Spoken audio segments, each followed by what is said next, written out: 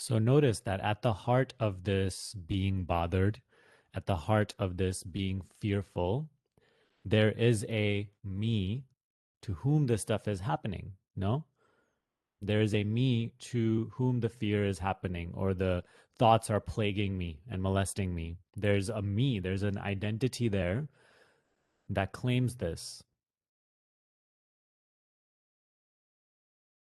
For thought to bother you, you must exist as a something.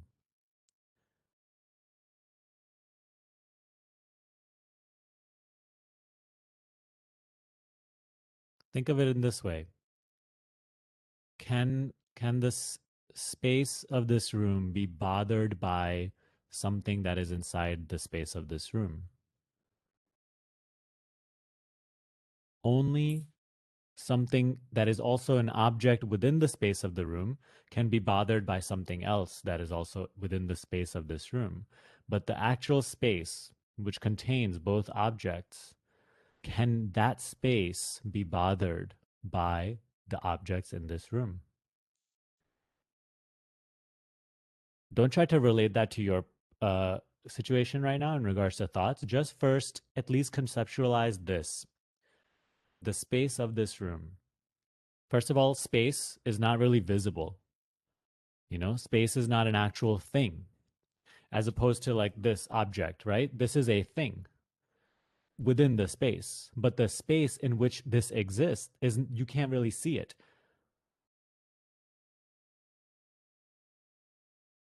This being in this space, see if the space, but because the space is invisible, you also can't say it's not real because in what does this exist? It is because of that invisible nothing space that this is appearing, that this is even allowed to appear.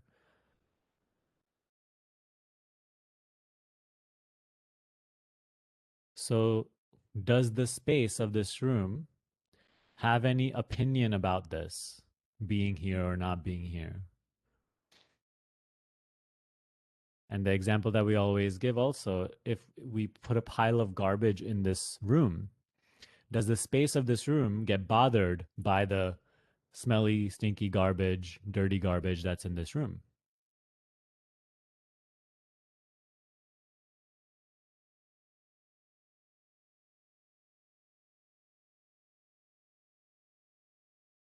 A person that is in also in the space of this room can be bothered by the garbage that is in this room. One object being bothered by another. But the space, can that be bothered? Can that be molested by what's here? Can that be damaged or affected by what's here?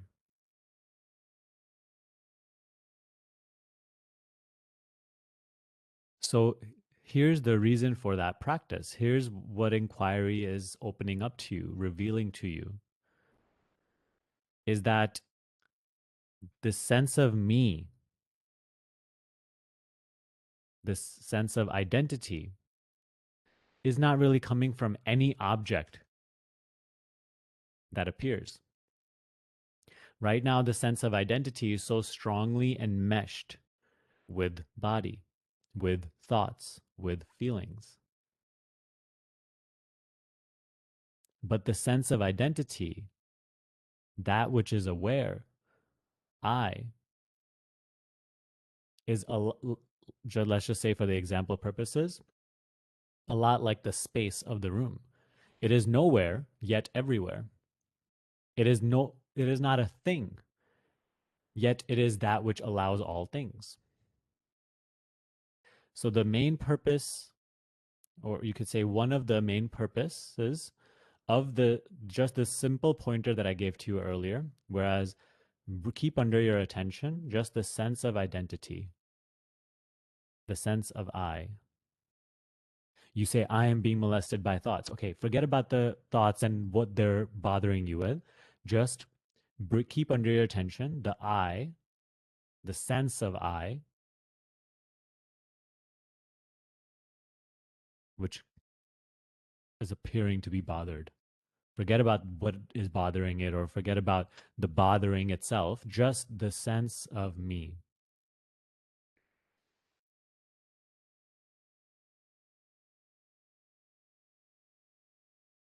This is so crucial because you see, only because the mind is allowed to make all these claims. I am being bothered. I am being sad. I am being angry. I am being happy. I am satisfied. I am unsatisfied. This identification with the sense of identity with the body and the thoughts remains, and it continues to be reinforced. As long as the sense of I continues to associate with that which is happening within the space, we will, it will, that sense of identity will be attributed to just the body. That now I am just this being bothered. Again, you need to be a thing in order to be bothered by something else. The space cannot be bothered. Keeping under the attention the sense of identity, the sense I am, causes the automatic disassociation,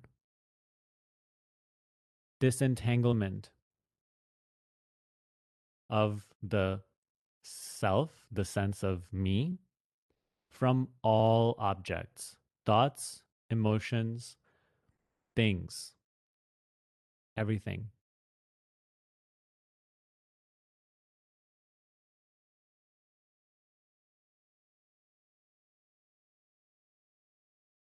And you have to allow it to be that simple. The mind will claim all sorts of things. Many resistances may arise, but this is where you have to have that courage and that even that sense of wisdom, we can call it, to not care so much about what is appearing, whether it be great pleasure or great pain. Let that be as it is. Keep under your attention, your acknowledgement, just the sense of I, sense of identity. And what was previously bothering you automatically becomes weaker, automatically begins to fade into the background. Previously, the sense of identity is totally in the background, neglected, taken for granted. And just what is appearing is pulling your attention. Now we're doing the opposite. Bring this sense of identity, the sense of I am, into the foreground. And let what appears, the fear, the resistance, the being bothered, let all that activity be there. Can't make it go away. But just the bringing the sense of me to the foreground, it is an automatic putting everything else into the background. It is an automatic letting go of letting everything cloud the clarity. It is an automatic ease of everything's ability to make you suffer. Because again, just bringing under your acknowledgement the sense of I am, it just helps you relax into just your true nature as the space of awareness in which this thought is appearing that seems to be bothering this other thought that claims this thought is bothering me. So you see what's going on here? The bunch of thoughts and emotions that arise and may be uncomfortable, whom are they bothering? They're just bothering the next bunch of thoughts that arise saying, I am bothered by this.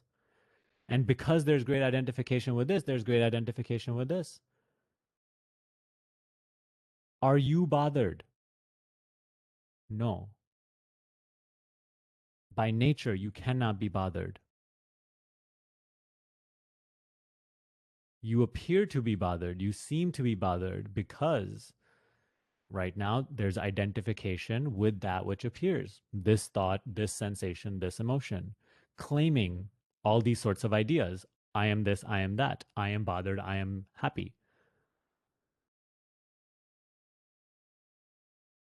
You can't think your way out of this. You can't figure your way out of this. The only thing you can do is bring under your attention the sense I. And now the natural disassociation process, the untangling process of self from all that it is not starts to happen.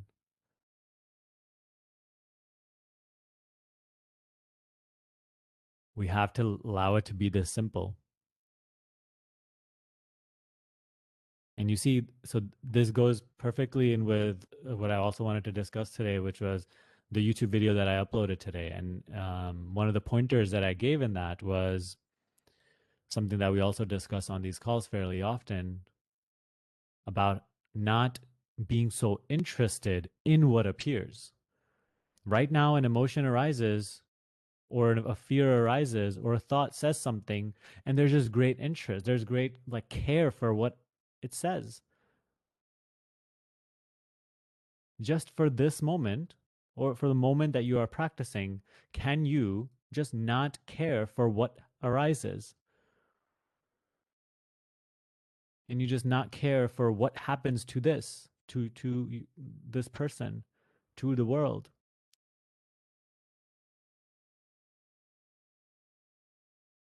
Because there's so much care and interest in what appears,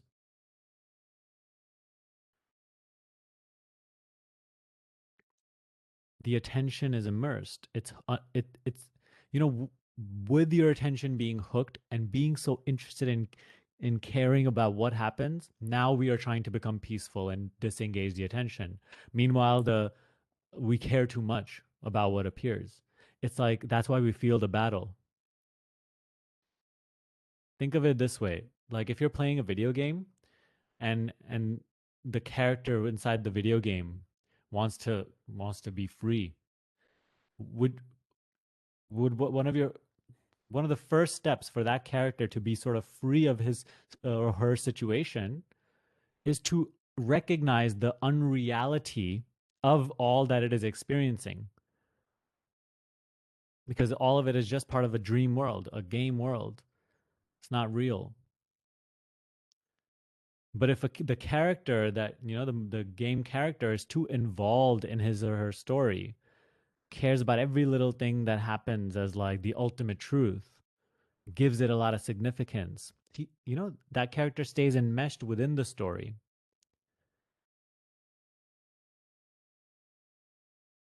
So you're not being asked to stop caring about your life, but for the moments that you practice, it has nothing to do with your story. You have to set aside any care, any worry, any concern about what happens to this person, about how the life of this one unfolds, life of the world unfolds. It is that story which is entrapping you. Might sound like a bold statement to even set down that care for even a moment of practice. But see, that is what is keeping the attention hooked. That is what is keeping you sort of blinded.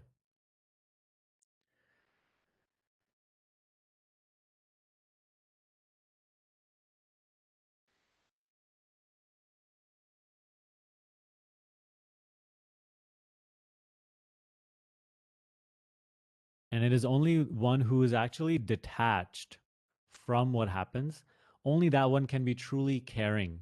Only that one can be truly compassionate. Otherwise, our care is just full of attachments, full of fears, full of resistances.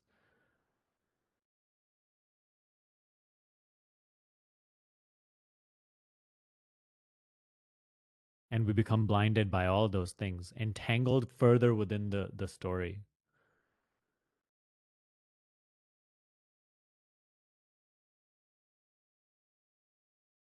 So can we all just take a moment to experience this right now, what this feels like in action?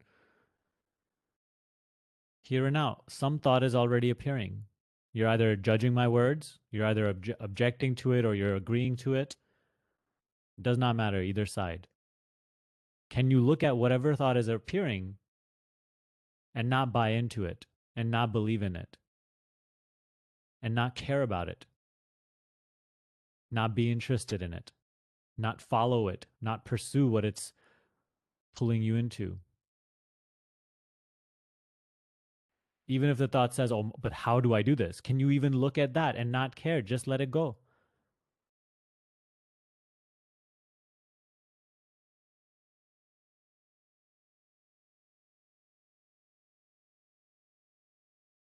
Someone commented on that video and they said, but like, how do I not care when I care all about a lot about those things? And so, I said that if this question, if you're asking this question, how do I not care? Then you didn't understand the principle that was spoken of, right? Because what is actually happening? That person watched the video and just this thought appeared. How do I not care? And right, they believed in it. They bought into it. They identified with it and they spoke it like it's their truth. They expressed it into existence. So I said, it's your ability to look at a thought that appears and being able to turn away, not needing to care, not needing to follow it. If this could just be the one thing that we take away from today's call, this is enough.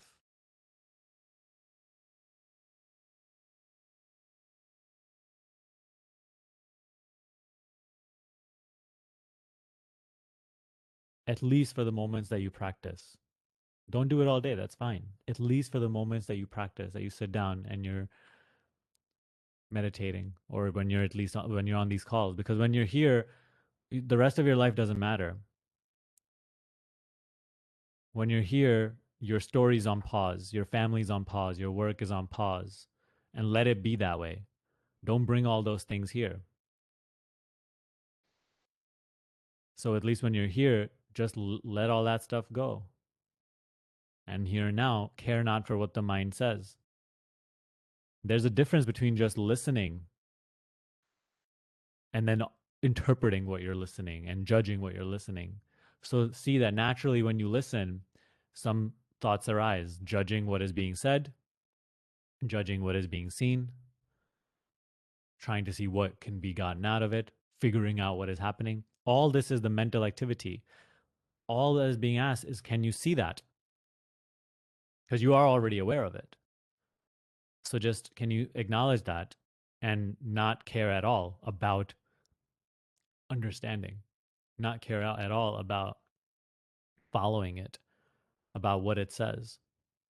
If the thought arises and it says, this teaching is great, I love it, feel so liberated, have no care for that thought, just turn away.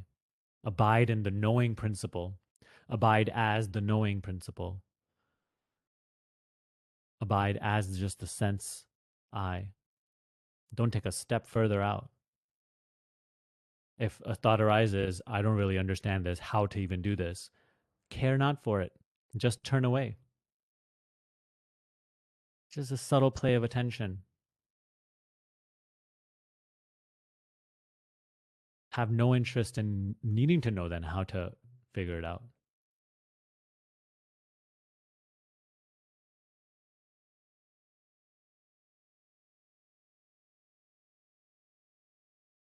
Because mind paralyzes us in this way. It's always projecting something, always judging something, always figuring out how this is going to be in the future, what is going to do to you. Let all that stuff go just for now, in the moment, in this moment. Because you are just always, in those sorts of pursuits of mind, then we stay entangled. And from there, we want peace, but that's not possible because we are entangled in the story, in the reality of the story. The reality is fake dream stuff. Just like this moment, this conversation, literally the next hour, it'll be like dream stuff. Where is it gone? All this content is flowing. All this content is just being replaced by more content. What is the only constant? We can go off chasing these clouds and trying to secure these clouds. But again, even that will pass. Bring to the foreground the sense I. Because all this changing content is all accompanied by the I to whom this is appearing.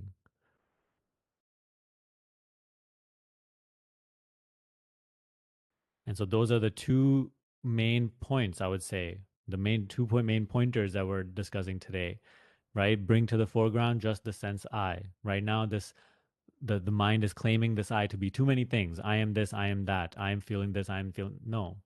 Just the sense I is entangled with too much stuff, too much content. The space is being taken to be an object. So just the sense I is the untangling factor, relaxing into your true nature as the space of awareness. It is also silence.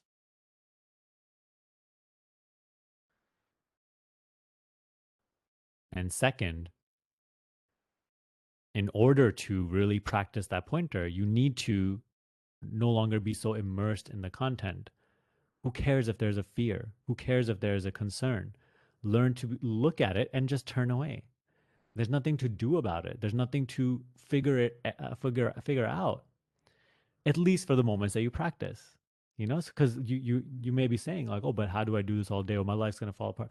Okay, let that be. But at least for right now, because you just need to get the hang of this like one or two times, and once you experience this, then it just becomes ultimately simple, and you see that this is the way.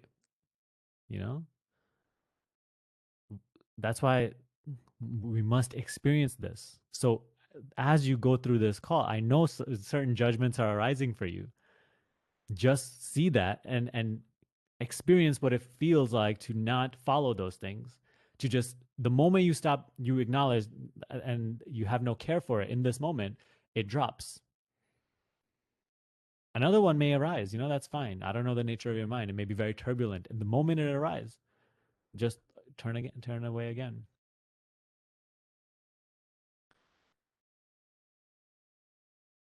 Because at least for the moments that you practice, this is a very necessary step that we must take, because as long as you're too interested in the content that appears, you will not be able to take the attention away. Then the attention will remain hooked and it will feel like, how could I possibly take the attention away? Or that I keep dwelling and thinking. The reason for that is you care too much about what happens.